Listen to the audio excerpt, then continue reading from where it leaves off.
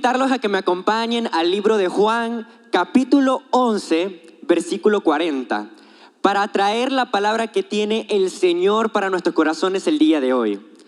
Juan 11:40 dice así: Jesús le dijo, ¿no te he dicho que si crees verás la gloria de Dios?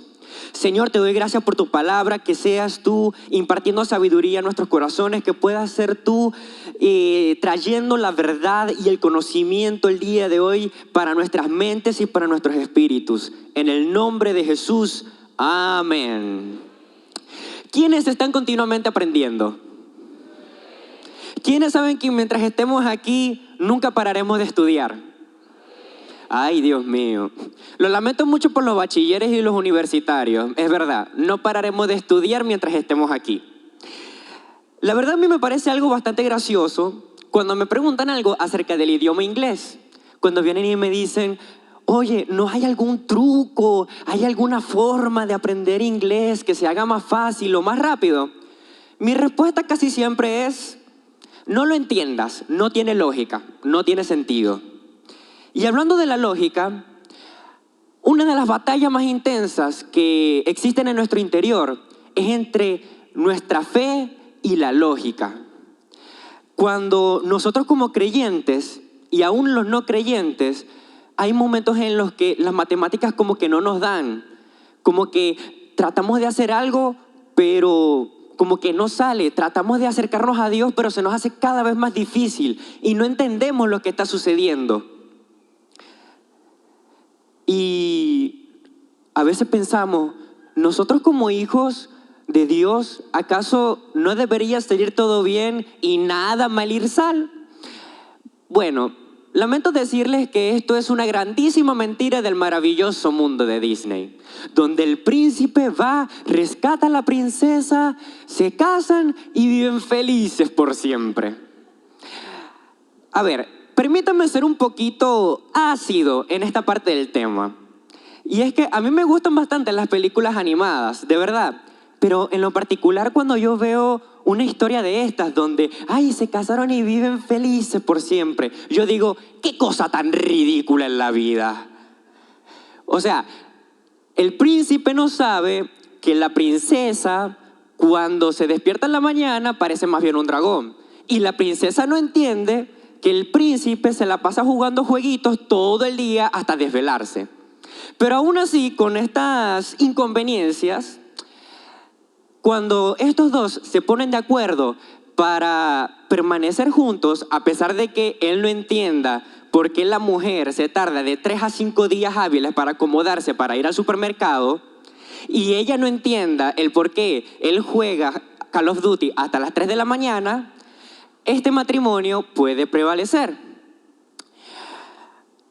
Al haber una guerra interna tan fuerte dentro de nosotros entre el entendimiento y la convicción, aparece la lógica para decirnos, oye, ¿acaso tú no eres hijo de Dios?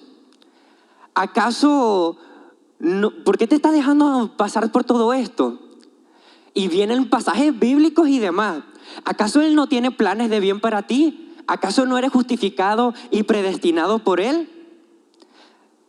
Dos voces que se activan dentro de ti.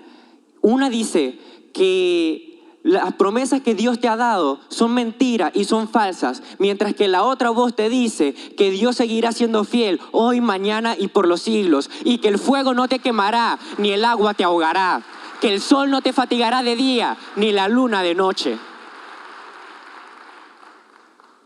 Esther es una mujer que refleja perfectamente esta frase. No entiendo, pero creo. Esther, la gran reina de Persia que salvó al pueblo de Israel de ser aniquilado. Pero conocen sus inicios. Antes de ser conocida como Esther, era una joven llamada Hadasa, judía, huérfana, cuidada por su primo Mardoqueo. Y para no hacerle la historia muy larga, entre muchas otras jóvenes que habían en el reino, ella fue elegida para ser la gran esposa real del rey Jerjes de Persia. Y cuando fue elegida, había un hombre llamado Amán, una amalecita que era un enemigo acérrimo del pueblo de Israel. Este hombre estaba planeando matar a los israelitas. Y cuando Mardoqueo se entera de todo esto, va en busca de Esther para que le implore al rey por sus vidas, por su salvación y su libertad. Pero la reina Esther entró en duda, entró en pánico, porque ella tenía la lógica y el conocimiento que le decía que había una ley que prohibía a cualquier persona acercarse al rey sin ser llamado. Y aquel que lo hiciera sería condenado a muerte, salvo aquel a quien el rey bajara su cetro. Y Mardoqueo, cuando vio a Esther tan indecisa en sus asuntos, le envió un mensaje, el cual se encuentra en Esther 4:13, que dice así: entonces dijo Mardoqueo que respondiesen a Esther: no pienses que escaparás en la casa del rey más que cualquier otro judío, porque si callas absolutamente en este tiempo, respiro y liberación vendrá de alguna otra parte para los judíos. Mas tú y la casa de tu padre pereceréis. Y quién sabe si para esta hora has llegado al reino. La respuesta de Esther no se hizo esperar y mandó a su primo a que hablara con el pueblo y que ayunaran y oraran para que ella fuera a presentarse delante del rey. Y después de 3 días de oración y ayuno, ella fue ante la sala real. Y yo me imagino más o menos la escena así. Esther entra sin ser llamada y todos en la sala empiezan a decir: bueno, pero ¿qué hace esta mujer aquí? Si nadie la llamó, si nadie le dijo que viniera. Los soldados ya sacando la espada a punto de ejecutarla y ella viendo los ojos al rey sin saber qué es lo que iba a pasar. Y el rey detiene la espada en ese momento, baja su cetro y Esther, entre tanta cosa, se desmaya. Y cuando despierta y abre sus ojos, ve al rey y le dice: ok, le tengo una petición. Ahí es cuando todos, cuando están en el cine, en la película, todos están al borde de la silla a punto de caerse. Y cuando ven que todo está bien, respiran aliviados. Entonces Esther le hace la solicitud al rey. Una cena entre él, Amán y ella. La primera noche no dijo nada. Los invitó a una segunda cena, en donde confrontó a Amán y el rey lo condenó a muerte y pudieron salvar al pueblo de Israel. Imagínense esta historia: una niña huérfana que es llevada al palacio y es elegida entre tantas mujeres como reina de una nación, pero justo en un tiempo donde el enemigo quería atacar y destruir al pueblo de Israel. Y ella, en lugar de quedarse de brazos cruzados, decide hacer algo al respecto. Eso es tener fe. Es que a pesar de que no entendía muy bien la situación, ni entendía el por qué estaba ante tantas cosas, aún a pesar de la incertidumbre, decidió hacer algo al respecto y decidió tomar la convicción dentro de sí para poder salvar a la nación de Israel. Y como ella en ese tiempo, Dios también nos habla a cada uno de nosotros todos los días para actuar en favor de lo que Él quiere en determinado momento. Así que ponte de pie, no te quedes sentado, y cuando Dios te hable, actúa, porque es Él el que hablará y actuará a través de ti.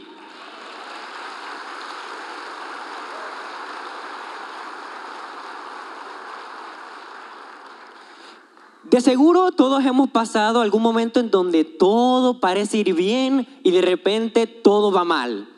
De repente las cosas no se nos dan, tratamos de empezar algo y no lo terminamos, o nos determinamos a hacer algo y no lo cumplimos y decimos: pero ya va, ¿qué pasó? ¿Acaso me echaron un mal de ojo o algo? Cuando suceden ese tipo de cosas, en lugar de decir: ¿y ahora quién podrá defenderme? Porque el chapulín no va a aparecer.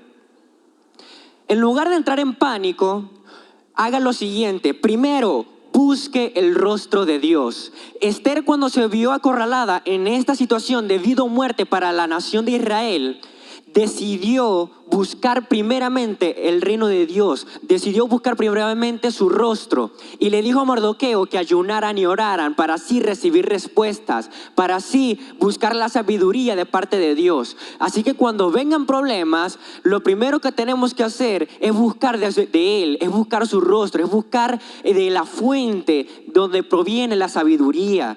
Después de buscar el consejo de Dios, busquemos el consejo de aquellas personas que nos hablarán con la verdad. Ojo, no aquellas personas que nos van a decir lo que nosotros queremos oír, sino de aquellas personas que hablan con la verdad, que hablan verdaderamente de parte de Dios. Porque es en la multitud de consejos donde hay sabiduría y podremos ampliar nuestra visión de la situación, para así llegar al tercer paso.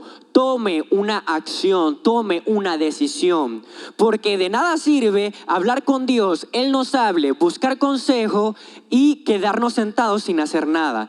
Cuando recibamos la sabiduría de parte de Dios y recibamos el consejo de aquellas personas a las que buscamos, entonces tome la decisión de hacer algo al respecto. Esther no fue que dijo, bueno, ellos ya están orando, ya están ayunando, total, es el pueblo de Dios, o sea, igualito los tiene que rescatar, igualito los tiene que salvar. No, ella decidió meterse en el asunto y actuar, hacer algo al respecto. Ella decidió hacer lo que Dios le mandó a hacer con un propósito determinado en ese preciso momento. Así que cuando vengan esas situaciones, en lugar de no hacer nada, en lugar de quedarse simplemente en la oración, pedirle a Dios y ya me quedé ahí, haga algo para cambiar la situación en la que está. Les pongo por ejemplo mi caso, cuando yo salí de bachillerato. Yo al principio no sabía qué quería estudiar. Habían varias opciones en la mesa, pero no sabía si quería esto, quería lo otro. Y buscando dirección de Dios y buscando el consejo de las personas que me conocen y saben para qué soy bueno y para qué no tanto, decidí llegar a estudiar técnico en idiomas. Y tanto mis padres como yo sabemos que esto será usado por Dios más adelante para cumplir mi propósito. Y después de un tiempo y de algunos problemas que no voy a mencionar, 2020, logré terminar mi carrera y obtener mi título. Lo que quiero decirte es que cuando no sabes qué hacer en determinado momento, busca el consejo, busca qué hacer y toma una acción, porque es así como podrás ir paso a paso en fe para llegar a la meta que tú quieres llegar en ese momento. ¿Quién lo cree?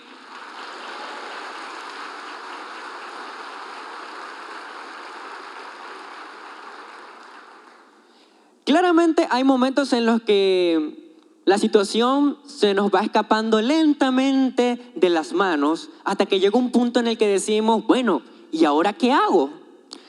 O situaciones en las que Dios nos promete algo, pero nuestro presente es totalmente diferente a lo que Él nos prometió. Por ejemplo, David. Cuando él recibió la visita del profeta Samuel, es ungido como rey de Israel delante de su familia. ¿Qué pasó siguiente? El pai lo mandó otra vez a cuidar las ovejas.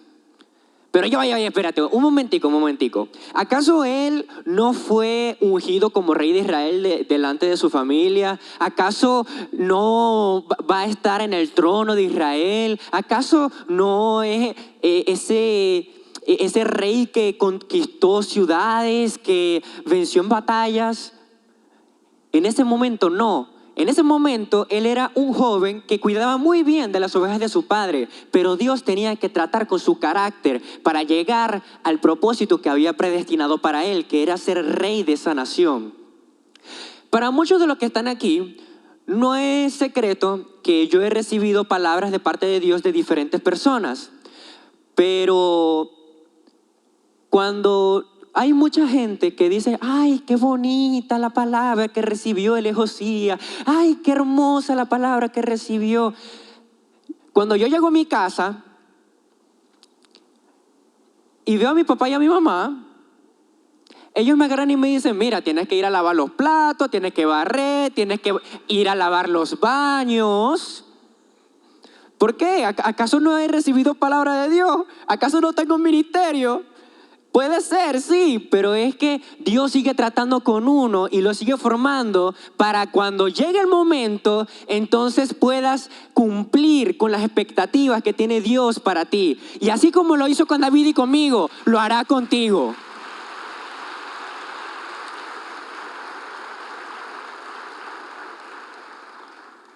Después de que David vence al gigante, comienza su travesía para convertirse en rey. Una travesía que iría marcada por momentos como que tenía que esquivar lanzas del rey Saúl, su suegro. Tengan cuidado donde se meten, señores. Travesía donde en un momento se encontró con una gente que la Biblia nos describe como los cansados, amargados, los agotados. Básicamente los ya no aguanto más. Y a esa gente fue a la que David fue a guiar durante un tiempo. Y después de todo esto, fue que a los 30 años se sentó en el trono.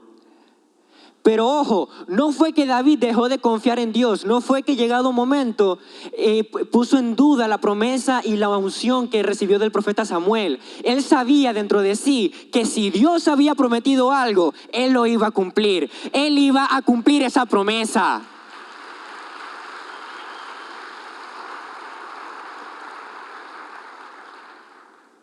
Muchos hemos recibido promesas de parte de Dios.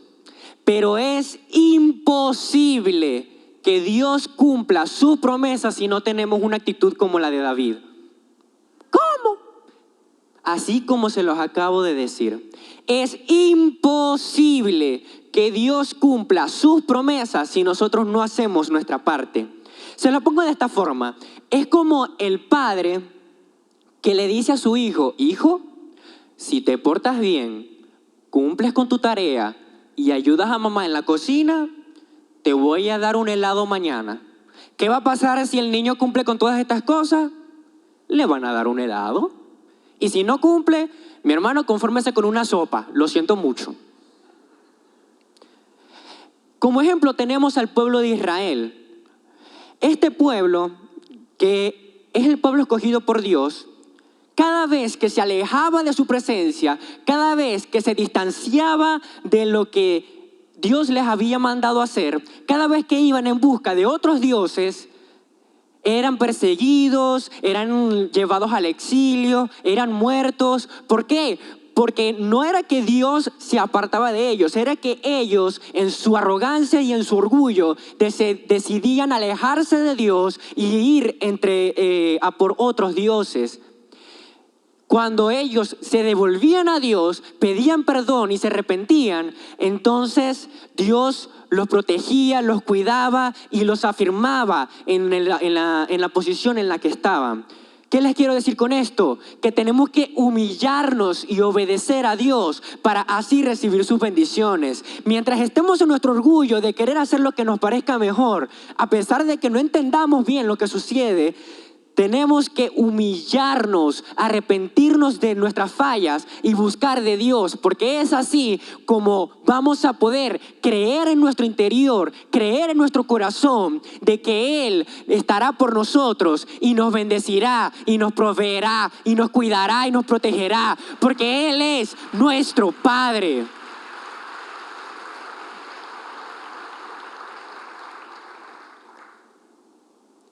Ahora volvamos a la historia que hablé en el principio.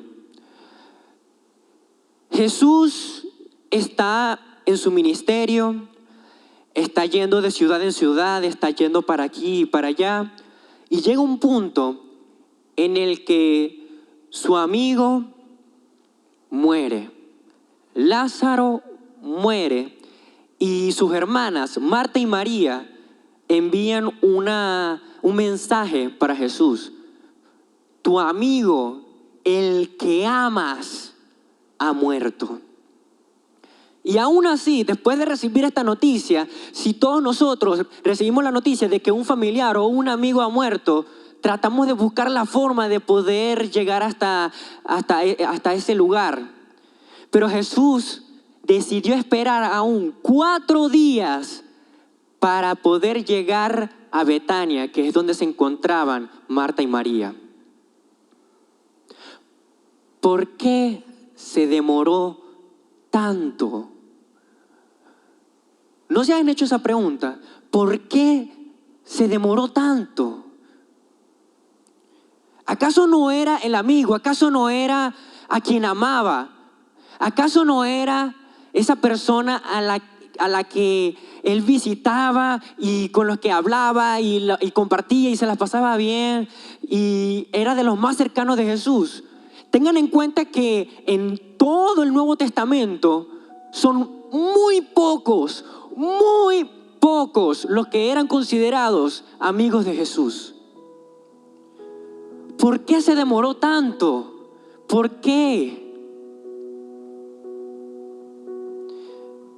Yo me imagino la escena con Marta y María, que dentro de ellas se hacían miles de preguntas.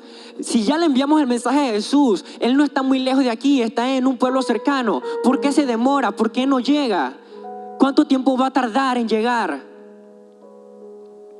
Y el enemigo comienza a plantar semillas de incredulidad, comienza a plantar semillas de duda para que no creamos en lo que Dios está obrando. No sé si lo sabían, pero en la cultura judía existe una especie de pensamiento popular en el que si una persona moría, tenía como la posibilidad de resucitar hasta el 3er día. Y ahí es cuando yo me pregunto, ¿por qué Jesús se tardó incluso hasta el 4.º día en llegar? Es normal que sucedan preguntas en determinado momento. Es normal que a veces existan dudas dentro de nosotros. Pero cuando nosotros, a pesar del dolor, a pesar del sufrimiento, a pesar de que no entendamos lo que sucede, decidimos creer y plantarnos firmes en nuestra convicción de que si Dios prometió algo, lo va a cumplir. Entonces es Él quien llega en el momento justo. A pesar de que nosotros pensamos que es tarde, cuando llega el momento justo, es Él quien decide obrar y poner su mano en la situación en la que nos encontramos. Así que deja de dudar, deja de tener preguntas, porque es Él. Cree en Él, confía. Es en Él donde está tu respuesta.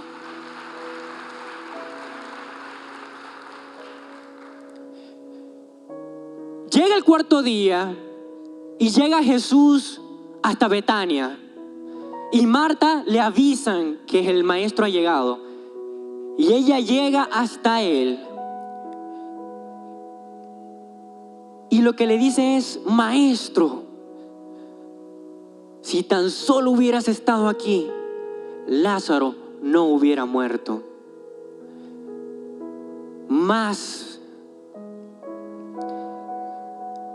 Pero confío en ti. A mí particularmente me parece interesante el cambio de Marta. La primera vez que la vemos en la Biblia, la vemos afanada, la vemos que está cuidando de las cosas por aquí y por allá, que está tratando de atender a Jesús y a sus discípulos. Pero cuando la vemos en esta escena, a pesar del dolor que tiene por la pérdida de su hermano, yo la veo con un cambio, la veo diferente, está como más sosegada, más tranquila. Y a pesar del dolor le dice al maestro: Señor, si hubieras estado aquí, Lázaro no hubiera muerto. Yo sé eso, pero aún así acepto tu voluntad.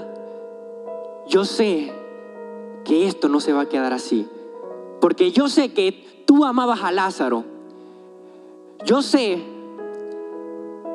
que en ti no hay maldad, sino que eres un maestro bueno. Y a pesar del dolor que tenía, ella estaba convencida de que Jesús no iba a dejar eso así. Y aún con todo, Jesús le dice, tu hermano resucitará. Y Marta le responde, sí, yo sé que va a resucitar en el día por venir. Dando a entender que aún a pesar del dolor, ella estaba convencida de que si Jesús no lo resucitaba allí, ella lo iba a ver en la vida eterna. Muchas veces nosotros tenemos nuestros ojos puestos en este sistema, en este mundo, y queremos que las cosas nos sucedan para aquí, para este lugar. Cuando ponemos nuestros ojos en esta tierra, estamos cubriendo nuestros ojos como con un velo.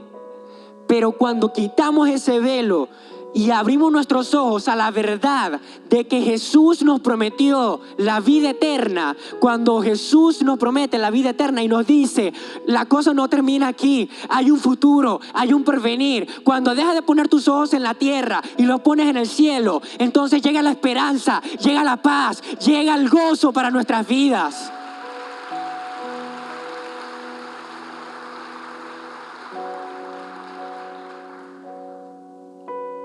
Luego de que Jesús se encuentra con Marta, va a llamar a María y aquí se intercambian las posiciones de las dos.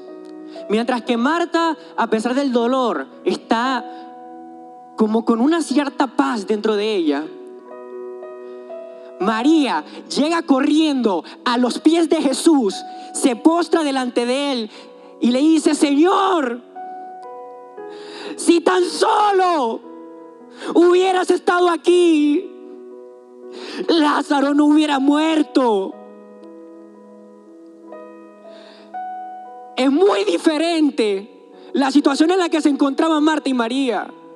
Mientras Marta estaba convencida de que si Jesús no resucitaba a Lázaro allí, lo haría después, María estaba con un dolor en su corazón. Incluso quizás un poco decepcionada de que el maestro no hubiera llegado. ¿Acaso nosotros no nos hemos sentido así? ¿Acaso no nos hemos sentido que buscamos de Dios, que lo buscamos con esperanza de que llegue a responder algo y parece que no lo da? ¿Acaso no ha habido momentos en los que le pedimos cosas a Dios con un dolor en el corazón, pidiendo de rodillas que cumpla nuestro deseo, que cumpla con lo que estamos pidiendo? Y aún así parece que Dios está allá arriba en el cielo, viendo hacia abajo, sin decir una sola palabra. Sin embargo, lo que me gusta particularmente de este pasaje, a pesar del dolor que tenía María en ese momento, es la reacción de Jesús. Y son dos palabras que aparecen en este versículo, el versículo más corto de la Biblia. Dos palabras solamente. Jesús lloró.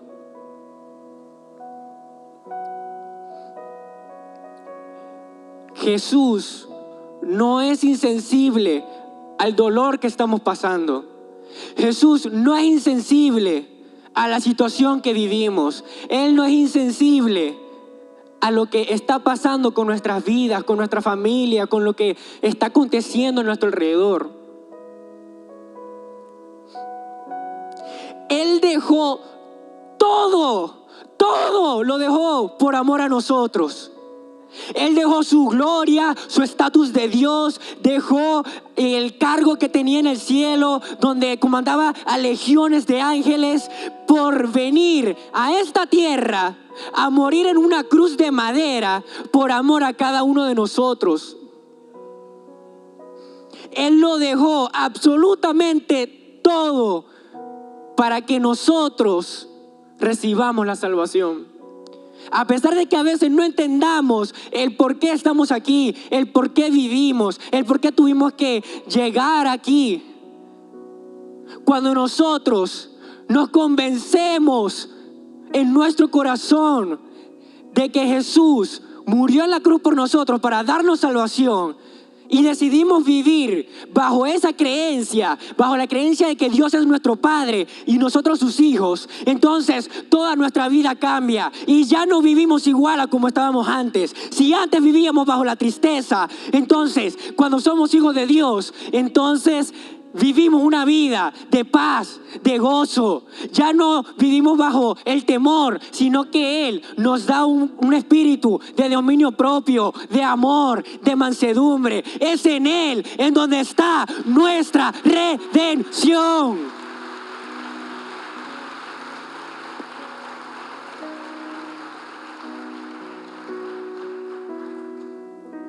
Llegan a la tumba. Jesús manda a quitar la piedra. Y Marta le dice: Señor, llegue ya. Y aquí es cuando entra el pasaje del principio.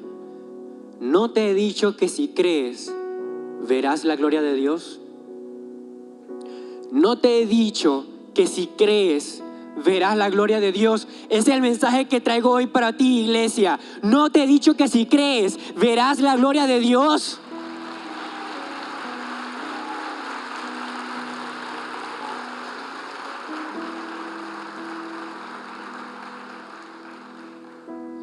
Vivimos en un mundo corrompido, en un mundo donde hay maldad, en un mundo en donde todo parece injusto, en un mundo en donde nosotros a veces pensamos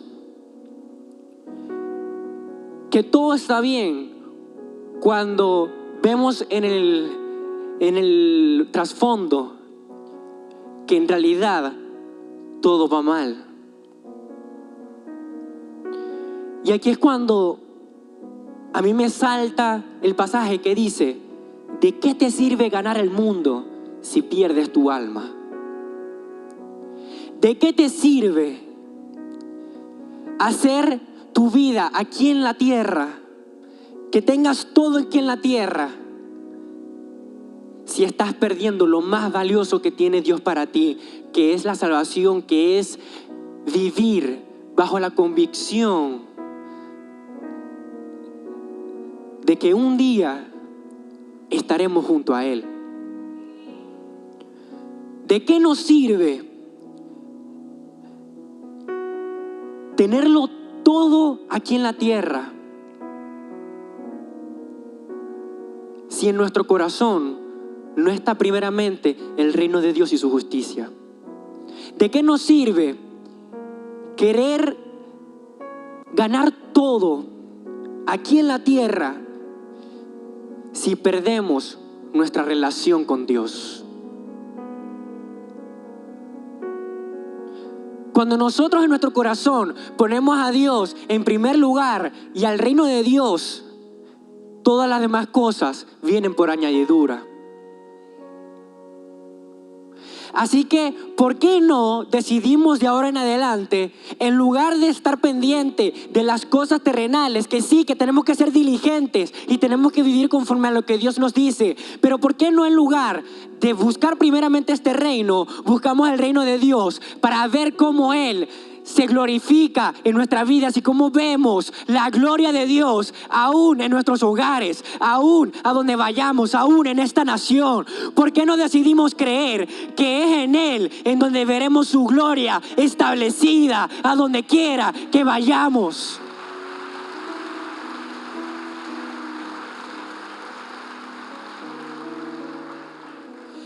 Cristo no promete que seremos felices todo el tiempo. Él no promete una vida de felicidad. Lo que nos promete es una vida en que cuando vengan las tormentas, mientras otros andan sin esperanza, nosotros estar en paz en medio de la tormenta. Esa es la promesa que Jesús tiene para cada uno de nosotros. No es una vida fácil, no es una vida cómoda, pero es una vida que aquellos que la arrebatan, que aquellos que son valientes, son aquellos que los arrebatan. Y cuando tú decides vivir bajo esa convicción, entonces la paz y el gozo gobiernan en tu corazón.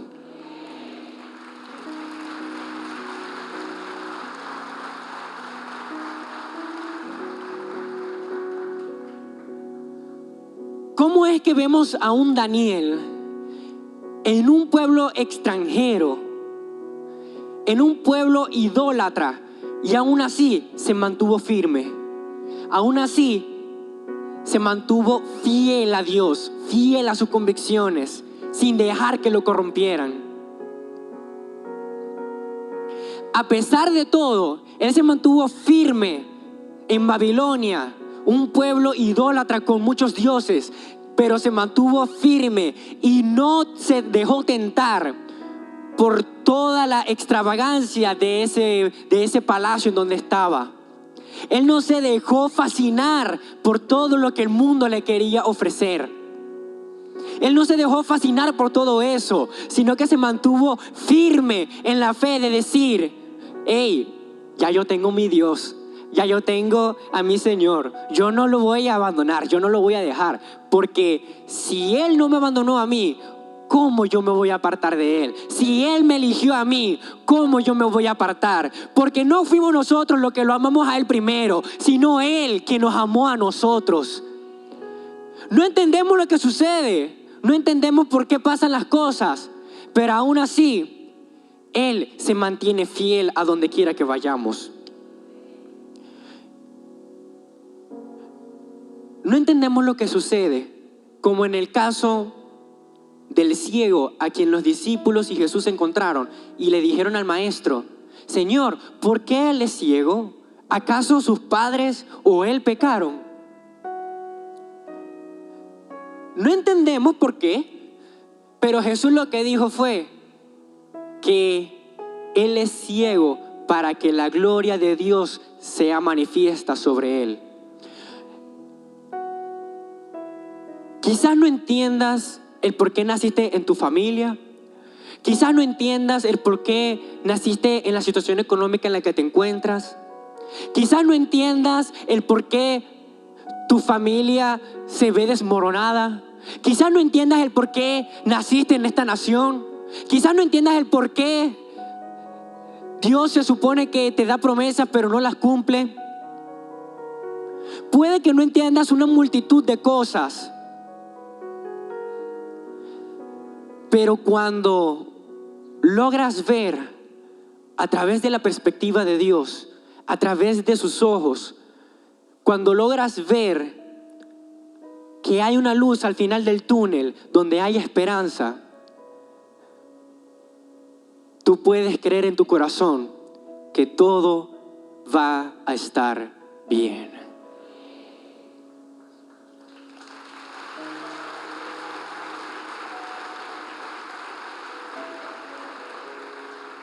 Sin embargo, en otras ocasiones somos más bien como Saúl. En otras ocasiones decimos para dentro de nosotros que estamos bien, que lo que hacemos lo hacemos para agradar a Dios, cuando en nuestro corazón es totalmente contrario a Dios. Saúl empezó bien como rey, Saúl empezó haciendo lo que le agrada, pero poco a poco su corazón fue transformándose en orgullo para con él mismo. Y llegó un momento en el que el profeta Samuel lo confrontó y le dijo: ¿qué has hecho? ¿Qué has hecho?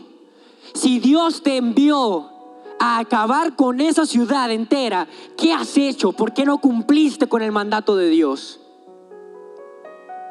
Hay veces que supuestamente no entendemos por qué suceden las cosas, pero cuando analizamos más a fondo nos damos cuenta de que nuestra actitud ha hecho que caigamos en las consecuencias en las que estamos. Y si no decidimos voluntariamente doblegar eso y dejar eso atrás, entonces terminaremos como el rey Saúl. Sin embargo, no vengo para intimidarlos, no vengo para traerles desesperanza, no. Vengo para decirles que es tiempo ya de cambiar nuestra mentalidad, dejar de hacer como Saúl y tomar la actitud que el Señor quiere de nosotros. Esa actitud de los hijos de Dios que debemos tener. Esa actitud que dice: Señor, me rindo ante ti, rindo mi vida, rindo mis cosas. Todo lo que yo tengo es tuyo. Mi decisiones, todo lo que yo voy a hacer va a ser dirigido por ti. Así que toma tu decisión el día de hoy. Deja de actuar bajo tus propias intenciones. Deja de actuar bajo tu propia mentalidad, bajo tu propia sabiduría. Y busca a partir de hoy la sabiduría de parte de Dios, de parte de Él, que te llevará a cumplir tu propósito.